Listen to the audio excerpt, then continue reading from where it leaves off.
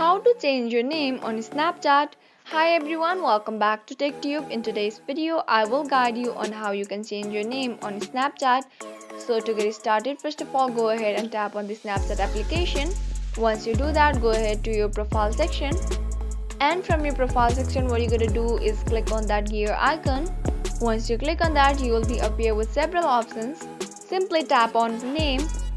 So in order to change your name on Snapchat, you have to remove your name that you have added previously. So first of all, go ahead and remove your name that you have added previously on your Snapchat. Once you remove your name, you can go ahead and add another name or the new name that you want of your choice. So this is the only working method. I hope you found the video to be helpful and informative.